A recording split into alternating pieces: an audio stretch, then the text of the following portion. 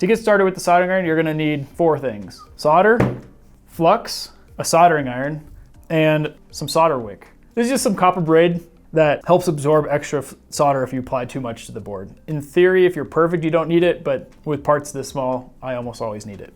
So first start up by firing up the soldering iron and wait for that to get up to temp. While I guess not required, having a pair of tweezers really helps because it's really hard to hold and position these things otherwise. And to do this by hand, I like to apply flux straight away to the pins. This will just help the solder flow better, especially if you're using lead-free solder. A nice blob all the way across. Then I'm gonna line this up to where it needs to be. The trick is to get a little bit of solder on the tip, but not so much that you're gonna bridge the pins, but enough that you're going to have it wet the pins. And figuring out this balance can be a little bit tricky. And if you get too much, that's where the solder wick comes in because you can use it to pull it off. So I put a little bit of solder on that right pin, and I'm gonna do the same thing for this left side. And that'll just hold the connector in place for me.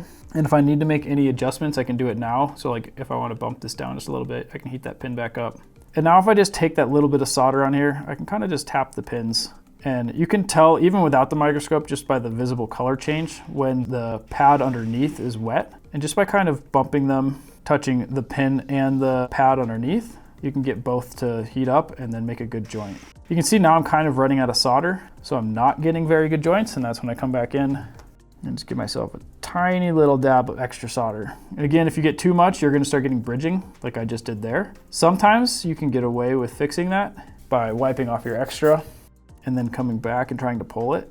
How much luck you have here depend on a billion factors. Sometimes you won't be able to get the bridge out. Like I was able to get it there, so I got lucky. A lot of times, if I have a bad bridge, you can put a little bit of extra flux on there and that can help the solder flow more and not bridge. It'll jump to just the pins. But that's looking pretty good on that side. They all look pretty nicely wet without too much extra junk on them. Now I'm just gonna turn this around so we can do the other side. So there we got a little bit of solder, fresh solder on the tip. If you have too much, like when you start, you can see I got that blob, but if I'm kind of quick about it, I can get that to roll with me. And I kind of do a circular motion where I rub a little bit horizontal and then pull away, and that helps prevent the bridging. But I got a pretty good sized bridge here.